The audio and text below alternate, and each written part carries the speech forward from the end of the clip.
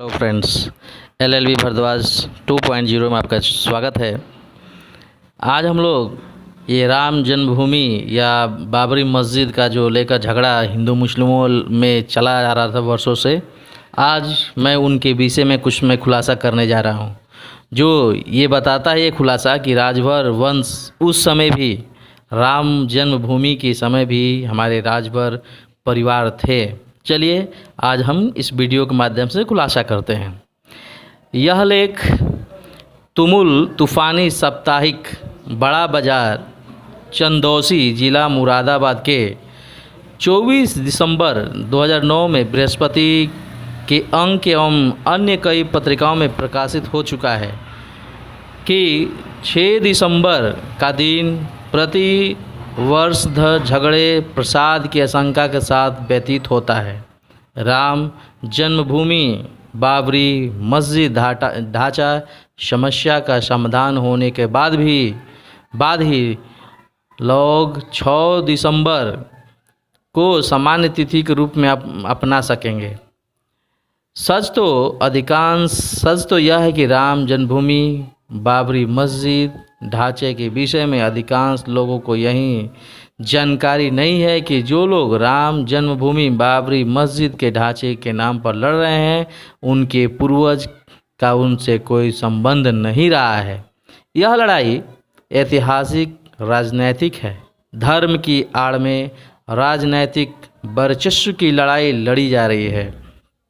अगर अयोध्या के प्राचीन इतिहास का अध्ययन करें तो पता चलता है कि अयोध्या और उसके आसपास के क्षेत्रों में राजभर जाति का अधिकांश समय तक अधिकार रहा है। आज ही उत्तर प्रदेश के पूर्वांचल में डग पर राजभर जाति के लोग विद्यमान हैं। राय बहादुर श्री अवधवासी लाला सीताराम BA ने अपने ग्रंथ अयोध्या का इतिहास या 5वां अध्याय अयोध्या के निवासी वध में इसका स्पष्ट उल्लेख किया है कि राम मंदिर का निर्माण भी भर शासकों द्वारा ही किया गया था। ये बातें निम्नलिखित इतिहास तथ्यों से स्वयं सत्य सिद्ध हो जाता है। ये आपका C.A. Elliot Chronicle of Unnao पृष्ठ 27 में लिखते हैं कि जब आर्य गंगा घाटी पर आक्रमण किए और सूर्यवंशी अयोध्या में बस गए, तब आदिम जातियाँ पहाड़ी पर शरणार्थी बन गई।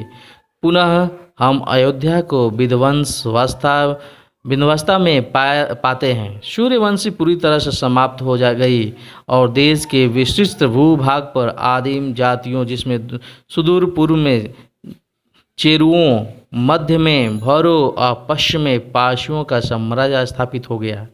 वे मूल निवासी थे जिनको आर्य पहाड़ियों पर खदेड़ चुके थे और वे झुंड में पहाड़ियों पर से हमारे युग की शुरुआत के बाद उतरे।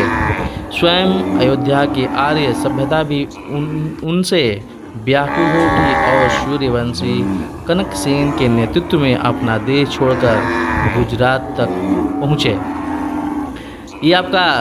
ये मिसोरिंग हिंदू टाइम्स एंड फोकस्ट वॉल्यूम प्रथम में लिखा है। पृष्ठ नंबर 357 पर लिखते हैं कि आजमगढ़ गिरोभरों का राज्य भी रामचंद्र के समय अयोध्या से ही मिला हुआ था। गोरखपुर के गजेटियर में पृष्ठ 173 और 175 पर लिखा हुआ है कि जब अयोध्या का नाश हो गया, तब वहाँ के राजाओं ने रुद्रपुर में अपनी राजधानी स्थापित की और श्री रामचंद्र के बाद जो लोग गद्दी पर बैठे, वे भर तथा उनके समकालीन अन्य जातियों द्वारा परास्त हुए। ये मिस्टर M.A. शेयरिंग लिखते हैं कि अवध प्रदेश का एक बड़ा भाग और हर का एक भाग विवादित सभी क्षेत्र भरों तथा अन्य अनार्य जातियों के अधिकार में था। मिस्टर गुस्तव ओपर्ट लिखते हैं कि प्रारंभिक आर्यों के नायक राम तथा उनके पुत्रों से उदाहरण स्वरूप पौराणिक संयुक्ता भरों के साथ मिलती हैं, पर भर लोग परिदृश्य से ओझल हो जाते हैं और अब तक जैसे कि इतिहास का संबंध है, ठीक मुसलमानों का प्रारंभिक आक्रमण के समय पुनः प्रकट हो जाती है। उस समय वे एक बड़े विभाग को अपने अधिकार में समाये रखते हैं और वे वास्तव में भूमि के स्वामी बने रहते हैं। मिस्टर टू थोइट के अनुसार बनारस और अवध में थोड़े ही समय पहले वे जिलों के भूस्वामी थे और आजमगढ़ में भी अभी भी धारणा है कि राजभर लोग राम के समय देश के बड़े विभाग के शासक थे, जो संरचना वे अपने पीछे छोड़ गए हैं। इनसे उनसे सिद्ध होता है कि शांति और युद्ध को वे समान रूप से अंगीकार करते थे। बनारस जिले में उनके भग्नावशेष से संबंध बहुत अधिक मात्रा में विद्यमान है। बनारस हिंदू विश्वविद्यालय के प्रोफेसर ठाकुर प्रसाद वर्मा ने बताया है कि 6 दिसंबर 1992 ईस्वी को जब विवादित ढांचाकार सेवकों द्वारा गिराया गया तो पश्चिम दीवाल खोखली थी। इसमें से एक अभिलेख प्राप्त हुआ है कि अभिलेख 20 पंक्तियों की एक कविता दर्ज, जिसकी भाषा नागर लिपि संस्कृत में है। अभिलेख की कविता की रचना अल्हड़ के पुत्र नए चंद्र के छोटे भाई आयुष चंद्र ने की है। अल्हड़ के पिता का नाम छल्लड़ देव था, जिसका प्रचलित नाम सुहल देव था। अभिलेख से पता चलता है कि सन 1033 ईस्वी में शायद सलार समूद अयोध्या पर आक्रमण करके राम मंदिर के ढांचा कर बहराइच की तरफ भाग गया, जिसका पीछा कर श्री श्रावस्ती सम्राट सुहेलदेव ने बहराइच के एक युद्ध में 10 जून रविवार 1033 ईस्वी में मसूद को मार गिराया। अभिलेख के अनुसार ध्वस्त होने के 80 वर्ष के भीतर राम मंदिर का दूसरा बार निर्माण करा दिया गया। प्राप्त उक्त अभिलेख संग्रहालय में मौजूद है। राम मंदिर को दोबारा 1528 ईस्वी में बादशाह बाबर के समय ढहाकर मस्जिद का रूप दे दिया गया था, जिससे कार सेवकों की तीसरी बार 6 दिसंबर 1992 ईस्वी में गिरा दिया गया। अल्हड़ के पिता सुहेल देव भर जाति के थे।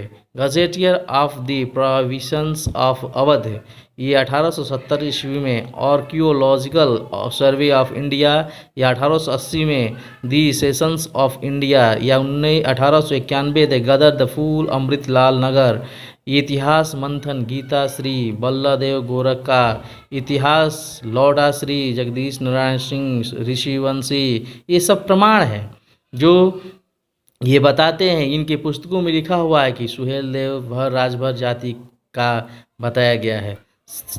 श्रावस्ती जैन मंदिर के मुख्य द्वार पर ऊपर सभी भी सुहेलदेव भर की अहवारोही प्रतिमा लगी है। उत्तर प्रदेश लखनऊ नगरीय प्रशासन नगर निगम द्वारा भी सन 1999 में लखनऊ के लाल बाग या नूर मंजिल तिराहे पर राष्ट्रवीर महाराजा सुहेलदेव राजभर की भव्य प्रतिमा लगाई गई है। जिस राम जन्मभूमि बाबरी मस्जिद ढांचे को लेकर तनाव बढ़ता गया है, वह भर राजभर जाति का है। भर राजभर जाति की ऐतिहासिक धरोहर पर दूसरों द्वारा बलात् कब्जा अतिक्रमण किया गया है। लेखक ने 5 या 6 दिसंबर 2019 में ईस्वी को अयोध्या भ्रमण किया और राजभरों के 2 मंदिरों का अवलोकन किया। इस मंदिर जिसके पहुंच मार्ग पर भर पंचावली मंदिर का बोर्ड लगा था, उस बोर्ड को हटा दिया गया है। मंदिर के मुख्य द्वार पर ऊपर पर भर पंचायती मंदिर शिलालेख लगा है।